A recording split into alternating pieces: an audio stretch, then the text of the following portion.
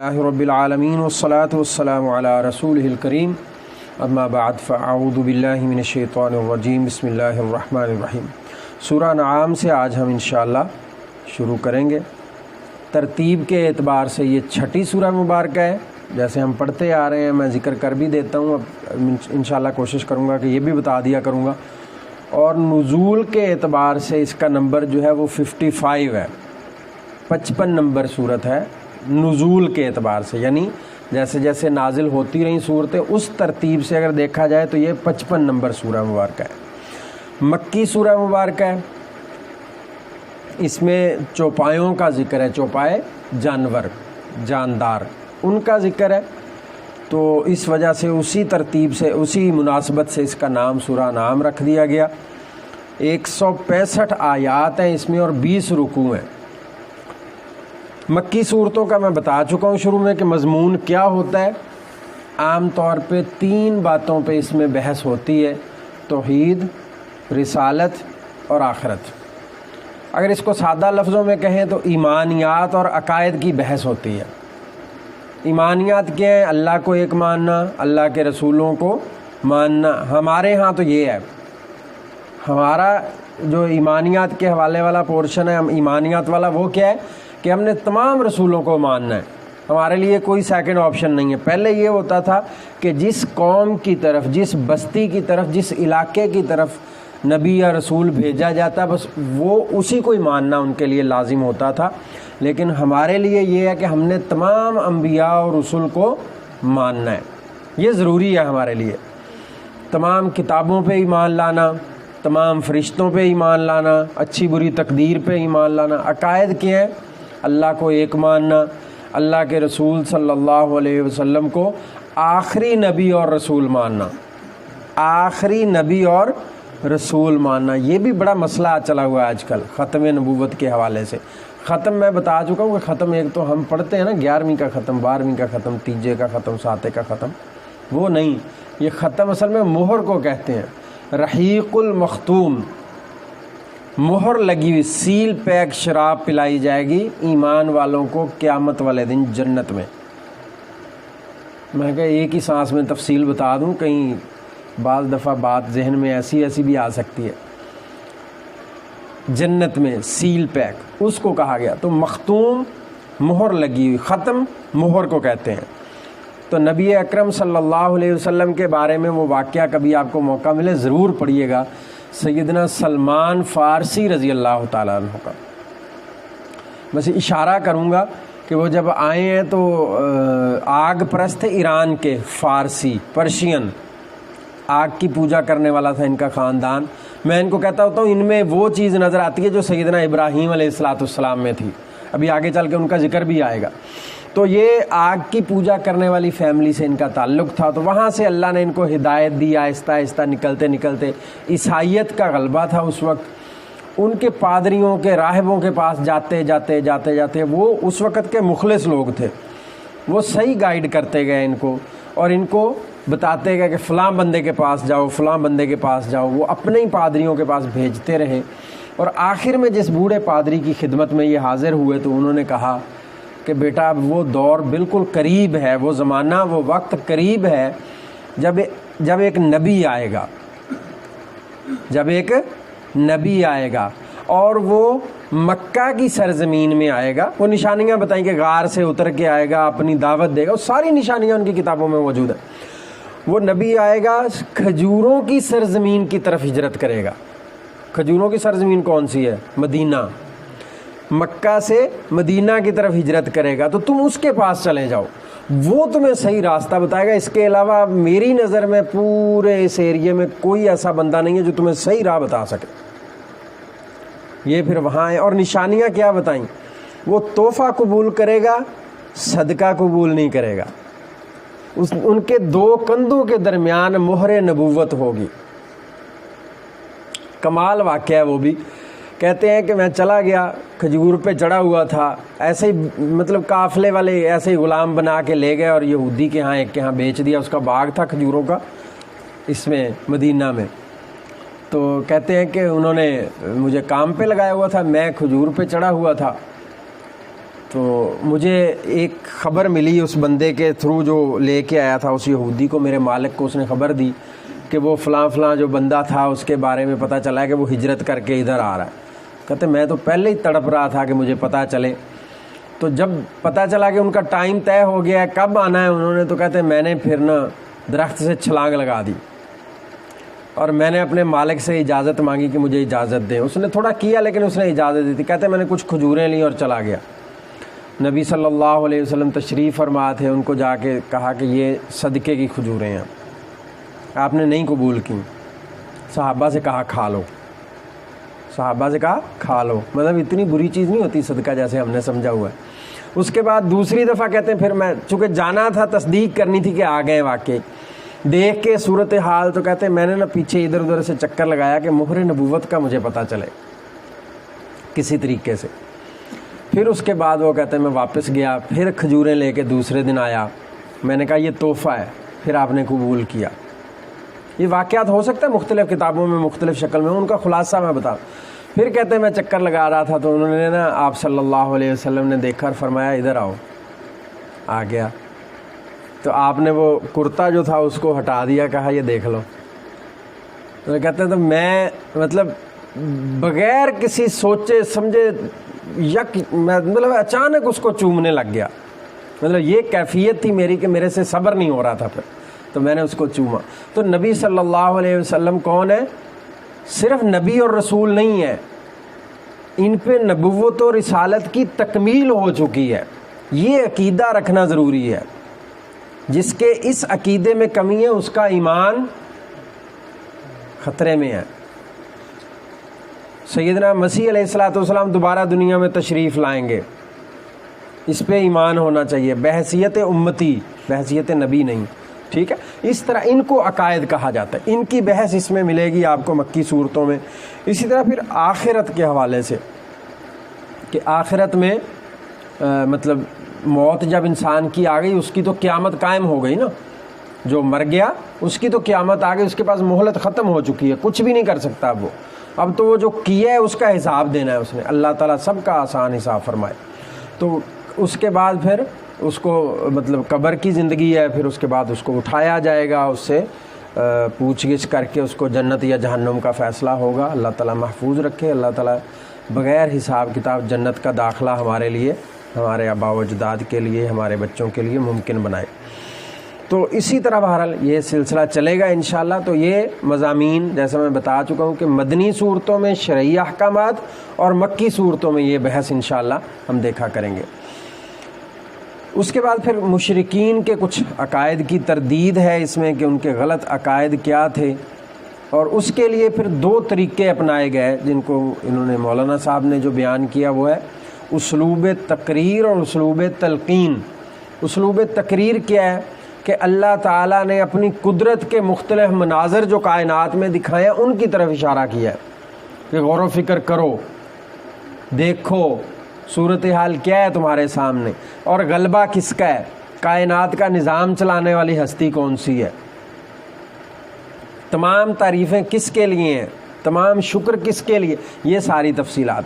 اور اسلوب تلقین کیا ہے کہ نبی اکرم صلی اللہ علیہ وسلم نبی امی، ان کو بتا دیا گیا، ایسے دلائل سکھا دیے گئے جن کا جواب دینا کسی بھی ایسے بندے کے لیے ممکن نہیں ہے جو تھوڑا سا بھی ایمان کے معاملے میں ڈاواڈول ہو، مطلب جو غلط عقیدے کا کہہ لیں یا کمزور ایمان کا یا ویسے ہی منافق ہے یا کچھ مشرک ہے کچھ ایسا، تو ان کے لیے کوئی جواب نہیں ہوتا، پھر اس کی بھی وضاحت آئے گی۔ پہلے ہم اسلوب تقریر کے حوالے سے دیکھتے ہیں کہ توحید اور قدرت اور اس کی عظمت کے دلائل کے حوالے سے تو کہا کہ ارض و سما میں اللہ کے موجود ہونے کا، بندوں پر اس کا غلبہ ہونے کا، اور اسی طرح ظاہر و باطن کا عالم ہونے کا یقین ہونا چاہیے بندے کو کہ اللہ ہی ارض و سما کا مالک ہے، ظاہر اور باطن کا مالک ہے، اور تمام کائنات پر وہ چھایا ہوا ہے۔ یہ عقیدہ ہونا چاہیے، یہ یقین ہونا چاہیے۔ اسی طرح جب کوئی ایمان والا ان چیزوں پہ غور و فکر کرتا ہے تو وہ تو نتیجہ نکال لیتا ہے۔ اللہ نے کہا کہ ہم عنقریب انہیں دکھائیں گے اپنی نشانیاں ان کے اپنے اندر اور پوری کائنات میں۔ انسان چلتے پھرتے بہت ساری چیزوں سے سیکھتا ہے، اس کو پتہ ہونا چاہیے کہ فلاں نے بندہ دیکھتا ہے کہ اچھا اس نے دیکھو غلط کام کیا تھا، اب اس کا حال دیکھ لو، اللہ تعالیٰ نے اتنا عروج دیا تھا، اس سے کھایا نہیں گیا صبر کے ساتھ، اور اس نے کیا کیا، برباد کر کے رکھ دیا، اب پھر یہ ہینڈ ٹو ماؤتھ ہوا پھر رہا ہے، برباد ہو گیا، اس نے ایسے کیا، اس نے ویسے کیا، فلاں ایسے کر، پھر اسی طرح باقی کائنات میں چلتے پھرتے چرند پرند درخت ہر چیز اس کے سامنے دیکھتا ہے انسان، ایک ہی طرح کا پانی لگ رہا ہے اس کیاری کو، کس قسم کے درخت لگے ہوئے ہیں یہاں پہ، کوئی پھلدار ہے، کوئی سایہ دار ہے، کوئی پھولدار ہے، درخت مختلف ہے، پانی ایک ہے۔ تو کائنات میں انسان غور و فکر کرتا ہے، وہی پانی لگتا ہے پورے باغ کو، اس میں کنو کے پودے بھی ہیں، اس میں آم کے پودے بھی ہیں، ان کی بھی قسمیں ہیں، پھر آم کی کنو کی فیملی کی بھی قسمیں ہیں، فروٹر ہے جی، یہ موسمی ہے جی، یہ میٹھا ہے جی، یہ فلاں ہے فلاں۔ جب کائنات میں غور و فکر کرتا ہے انسان تو بہت آگے چلا جاتا ہے۔ اسی طرح نبی اکرم صلی اللہ علیہ وسلم کے حوالے سے کہا کہ آپ ذرا ان سے سوال کیجئے، وہی بات جو کہا کہ ان کے ذریعے سے سوال کرواتے ہیں اللہ تعالیٰ بعض مقامات پہ، اس میں بھی وہ آتا ہے ذکر کہ آپ صلی اللہ علیہ وسلم ان سے پوچھیے آسمانوں اور زمین میں جو کچھ ہے یہ کس کا ہے؟ تو ظاہر سی بات ہے کہ یہ تو ذکر میں پہلے بھی کر چکا ہوں کہ یہ سب لوگ اس چیز کو مانتے تھے کہ اللہ ایک ہے، لیکن وہ کہتے ہیں وہ آسمانوں پہ ایک ہے، دنیا میں یہاں زمین کے اوپر اس کے نائبین اس کا انتظام سنبھالتے ہیں، وہ اکیلا نہیں سنبھال سکتا معاذ اللہ۔ باقی یہ نہیں انکار کرتے تھے کہ اللہ ہے ہی نہیں، مانتے تھے اس چیز کو، ایک تو اللہ مانتے تھے، دوسرا اللہ کو رب ماننے میں تھوڑا سا دقت پیش آتی تھی ان کو۔ تو بہرحال آپ صلی اللہ علیہ وسلم سے سوال کروایا اور پھر کہا کہ آپ ہی ان کو جواب دیں کہ یہ سب کچھ اللہ کا ہے، آسمانوں اور زمین میں جو کچھ بھی ہے اس کا مالک کون ہے؟ اللہ، کوئی اور نہیں۔ جتنے مرضی مطلب جائیدادیں ہتھیا لے کوئی بندہ، جتنی مرضی زمینیں ناحق قبضے میں کر لے، لیکن اس کا فائدہ نہیں ہونے والا، مالک آخر کار کون ہے؟ اللہ۔ مطلب جب اینڈ ہو جانا ہے اس کائنات کا تو کیا ہوگا؟ یہ زمین کس کی رہ جائے گی؟ سوچیں ذرا اس پہ، زمین کس کی رہ جائے گی؟ اللہ کی۔ نظام کس کا رہ جائے گا؟ اللہ کا۔ سب کچھ اسی کا رہ جانا، اختیار بھی اسی کا رہ جانا ہے۔ ہم نے تو مرے پڑے ہونا ہے، مرنے کے بعد دوبارہ اللہ زندہ کرے گا اور فیصلہ فرما دے گا، اللہ کرے اچھا ہی فیصلہ ہو۔ اور اسی طرح کہا کہ ان سے پوچھو کہ سب سے بڑھ کے کس کی گواہی قابل قبول ہے، کس کی گواہی سب سے بڑھ کر ہے، اور خود ہی جواب دیا کہ اللہ ہی ہے جو میرے اور تمہارے درمیان بطور گواہ ہے۔ اس طرح آگے پھر توحید و رسالت کا کچھ ذکر، پھر منکرین کی کچھ عادات، جو انکار کرنے والے ان کی کچھ عادات کا ذکر ہے، اور اسی طرح پھر مرنے کے بعد زندہ کرنا اور پھر اس کا فیصلہ جو ہونا ہے اس کا کچھ ذکر آتا ہے۔ اسی طرح پھر آگے آتا ہے ذکر سیدنا ابراہیم علیہ السلام کا کہ جب انہوں نے غور و فکر کیا کائنات میں، چاند ستاروں کو دیکھا، کبھی سورج کو دیکھتے تو کہتے ہیں یہ میرا رب ہو سکتا ہے۔ پہلے تو گھر میں دیکھا نا کہ بتوں کی پوجا ہو رہی ہے تو کہتے ہیں یہ کیوں آپ کر رہے ہیں؟ مطلب نوجوانی کی عمر تھی، اپنے باپ سے پوچھا یہ کیوں کر رہے ہیں؟ اس نے کہا ہمارے معبود ہیں۔ کہا اپنے ہاتھوں سے آپ بنا کے ان کی پوجا کیسے کر سکتے ہیں؟ کامن سینس ہے نا، اور وہ تو انتہا پہ تھی ان کی۔ کہا ان کی پوجا کیا کرتے ہیں؟ یہ کوئی فائدہ دیتے ہیں آپ کو؟ بڑے اچھے مکالمے ہیں، کمال گفتگو کی ہے انہوں نے اتنی چھوٹی عمر میں، اتنے سلیم الفطرت۔ کہا یہ کچھ آپ کی بات سنتے ہیں؟ کہا نہیں۔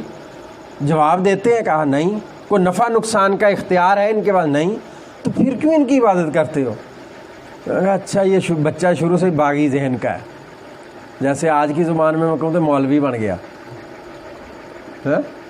مولوی بن گیا، ہنے تو نمازاں پڑھنیاں شروع کر دیتی ہیں، ہنے داڑھی رکھ لی، تیری عمر ہے۔ حیرت ہوتی ہے اس بات میں بھی کہ یہ عمر کے ساتھ ہوتا ہے، یہ تو بلوغت کے ساتھ ہوتا ہے۔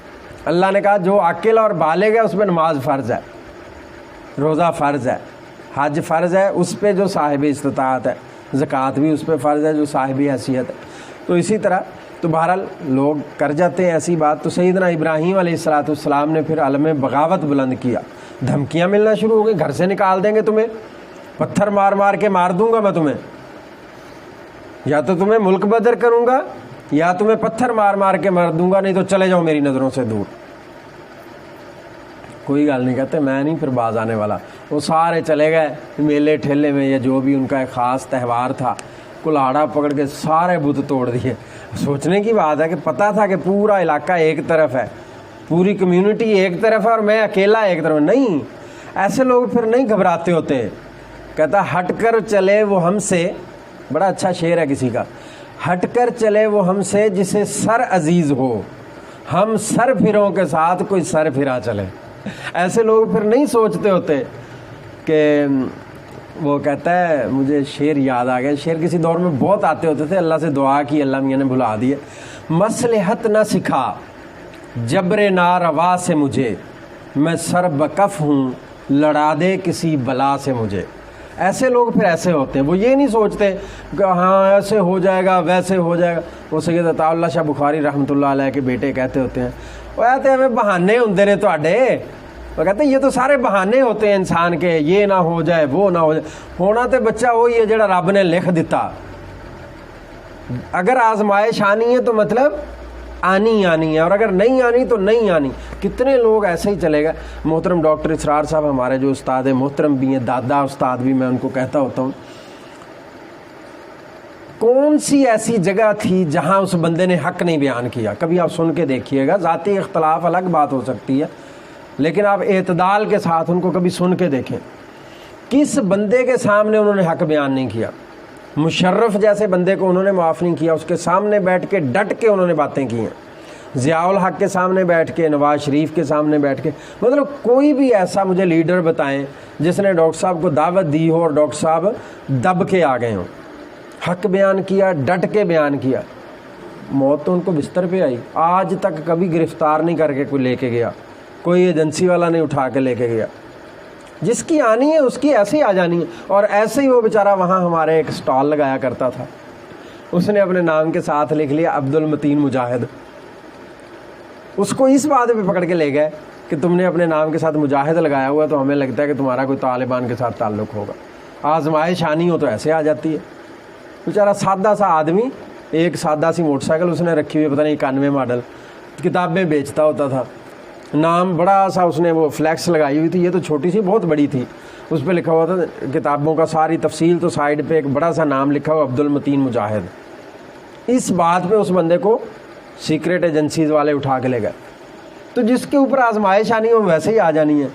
تو جس پہ نہیں آنی وہ ڈاکٹر صاحب کی طرح ہر جگہ پہ بیٹھ کے، اعلیٰ اقتدار میں جو لوگ ہیں ان کے سامنے بیٹھ کے، ایوانوں میں بیٹھ کے لرزہ طاری کر دینے والے بندے کو بھی نہیں پکڑتا کوئی فرق. میں نے کل بھی مثال دی، کل یا پرسوں کے خالد بن ولید رضی اللہ تعالیٰ عنہ کو دیکھ لیں، کتنی جنگیں انہوں نے جیتی ہیں. اور بعض لوگوں کا تو عقیدہ یہ بن گیا تھا، ایمان یہ ہو گیا تھا کہ خالد بن ولید ہوتے ہیں تو جنگ جیتی جاتی ہے ورنہ نہیں.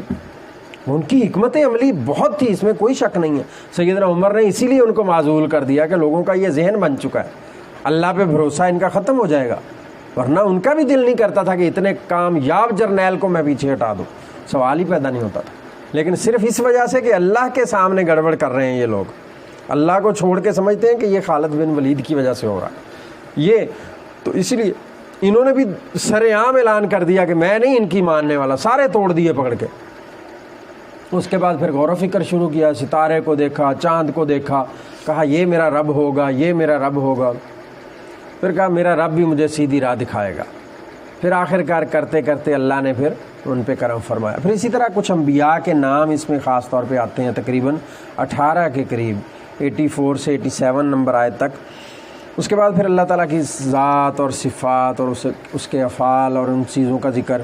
پھر کافر اور مومن کی نظر میں فرق کیا ہوتا ہے کہ کافر جب دیکھتا ہے تو وہ صرف مادی اسباب کو دیکھتا ہے.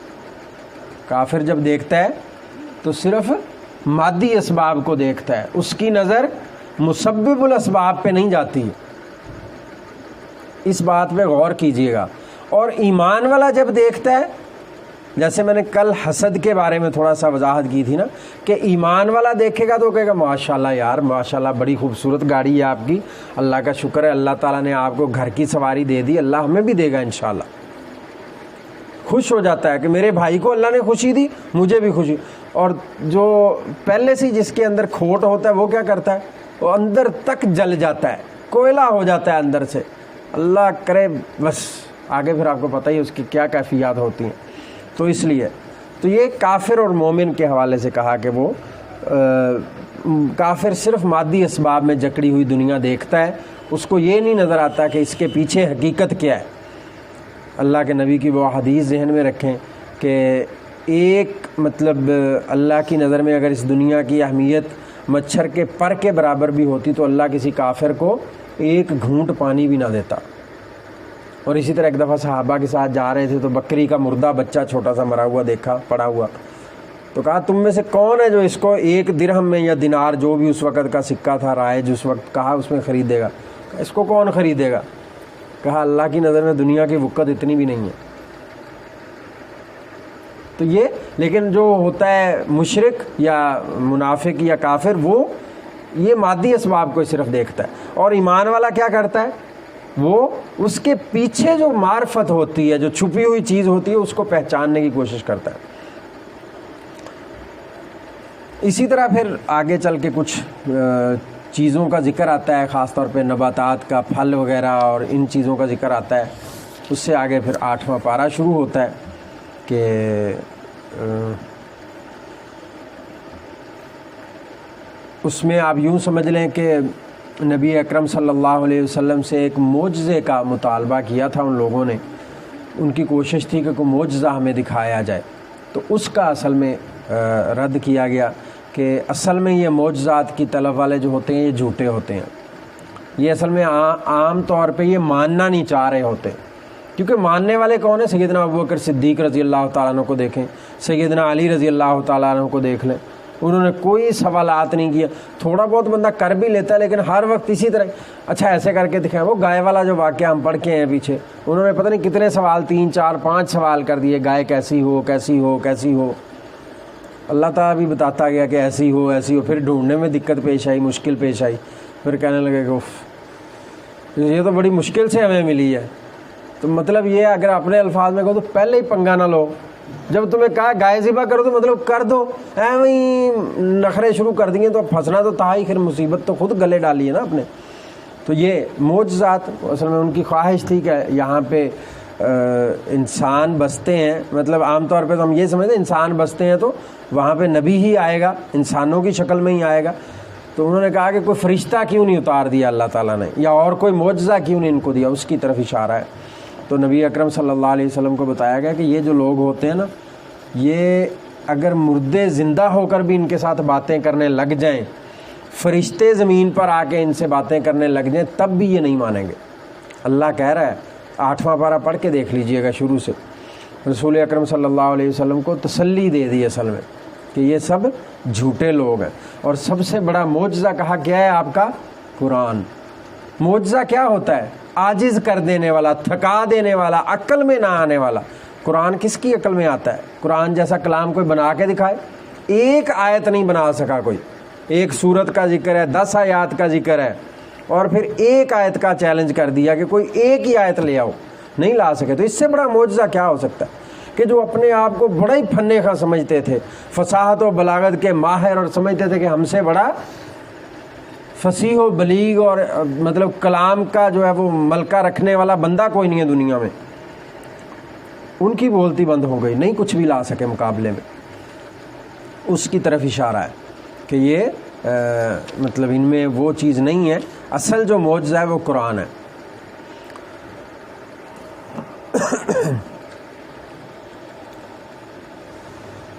اب یہ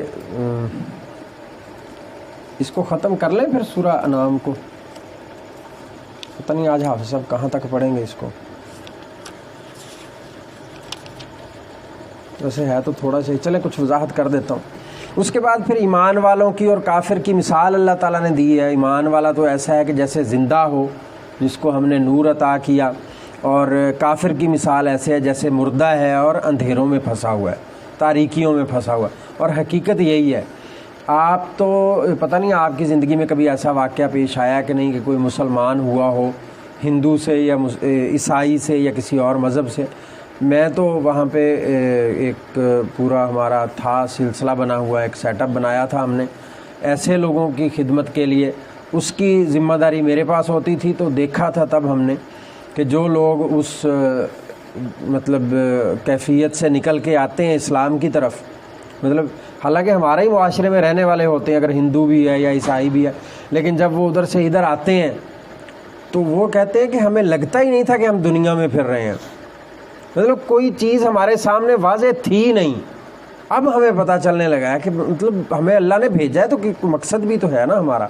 ہمیں تو صرف بھونگیاں ہی پتہ چلتی تھیں، بس کبھی کسی کا دل کیا تو چرچ میں چلا گیا، کبھی دل کیا تو مندر میں چلا گیا، نہیں تو ایسے ہی بس الٹا سیدھا اپنی وہ جیسے چل رہی تھی زندگی ویسی بیکار ہوتی تھی ہر چیز.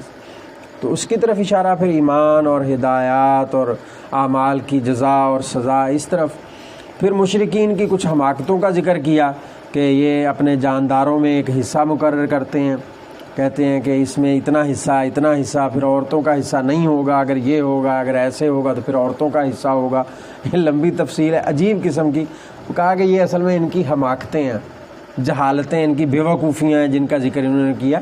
اللہ کو ایسی کسی چیز کی ضرورت نہیں ہے، نہ اللہ تعالیٰ ایسی ناانصافی کو پسند کرتا ہے.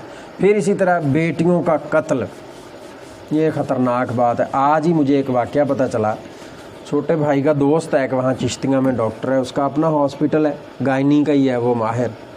اس نے آپریشن کیا ایک خاتون کا، جن کا وہ شروع سے ہی مطلب آپریشن وہ انہی سے ہی کرواتے تھے، تیسرا یا چوتھا آپریشن تھا، تو بیٹی پیدا ہو رہی تھی ہر دفعہ.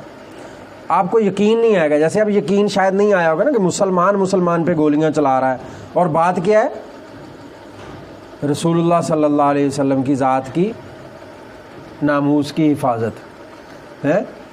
اب یہاں پہ کیا ہوا، وہ کہیں چلا گیا اپنا، وہ آپریٹ کر کے، وہ نرسیں ورسیں اس کو دیکھنے لگ گئیں، بچے کو لے گئیں وارڈ میں. اس کے بعد وہ بچی کو تو دادی بھی تھی اور خاتون بھی تھی جس کا آپریشن ہوا تھا. تو وہ کہتے ہیں ڈاکٹر کہتا میں تھوڑی دیر کے بعد راؤنڈ کے لیے جب گیا ہوں تو بچی نہیں تھی وہاں پہ. میں نے پوچھا بچی کہاں چلی گئی؟ تو وہ دونوں کا رنگ تھوڑا ایسے ہوا، تو وہ مطلب پتہ نہیں، سانو کی پتہ ایسے کرنے لگے. تو نرس نے جا کے بتایا تھا کہ ڈاکٹر صاحب بچی نہیں ہے وہاں پہ، فوراً ہی اس نے بتایا. تو کہتا ہے ہم چونکہ ذمہ دار ہوتے ہیں، جب تک بندہ ہاسپٹل میں ہے تو ہماری ذمہ داری ہوتی ہے. تو کہتا میں نے ان کو تھوڑا سا کھینچا نا، پھر میں نے کہا میں پولیس کو کال کر کے ابھی بلواتا ہوں اور تمہارا پتہ کرواتا ہوں. کیوں نہیں بتا رہے آپ لوگ؟ مطلب چہرے سے اندازہ ہو ہی جاتا ہے بندے کو کہ یہ انہوں نے گڑبڑ کی ہے. پھر کہتا انہوں نے نیچے سے نکالی ہے، بیڈ کے نیچے سے کپڑے میں لپیٹی، اور دادی نے اس کا گلا دبا کے مارا ہے کہ یہ تو کڑیاں جمی جاندی ہے. دادی نے اپنی سگی پوتی کو، یہ ڈاکٹر بتا رہا ہے جس نے اپنی آنکھوں سے دیکھا ہے، میرے چھوٹے بھائی کا دوست ہے، وہ کہہ رہا ہے کہ مجھے حیرت ہو رہی تھی، یقین ہی نہیں آ رہا تھا کہ ایسا مسلمان معاشرے میں ایسا ہو رہا ہے، ہم کس معاشرے میں رہ رہے ہیں. کہتا مجھے یقین نہیں آیا. ایسی کیفیت بندہ سنتا ہے اور بندہ حیران رہ جاتا ہے کہ یا اللہ تیرا ہی کرم ہے جو ملک چل رہا ہے، ورنہ ہمارے کرتوت تو اتنے گھٹیا ہیں کہ شاید ہم تو زمین میں بھی دھنس جائیں، اللہ معاف کرے تو پھر بھی اللہ راضی نہ ہو. کیفیت دیکھیں آپ. دادی نے خود اقرار کیا اس کے سامنے کہ پولیس کو نہیں بلوانا، یہ ہر دفعہ ہی بیٹی پیدا کر دیتی ہے تو میں نے اس کا گلا دبا. اور وہ چھوٹی سی معصوم بچی بھی پیدا ہی تو ہوئی ہے، نشانات پڑے ہوئے اس کے گلے پہ. کہتا پتہ چل رہا تھا کہ گلا دبایا گیا. یہ حالت ہے بیٹیوں کے قتل.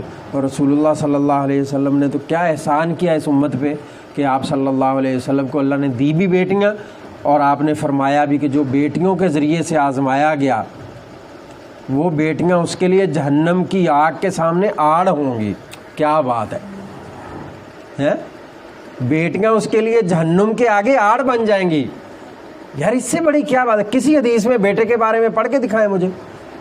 تو اسی لیے، اور عورت ہماری کہتی ہے جی ہمیں حقوق ہی نہیں دیے اسلام نے.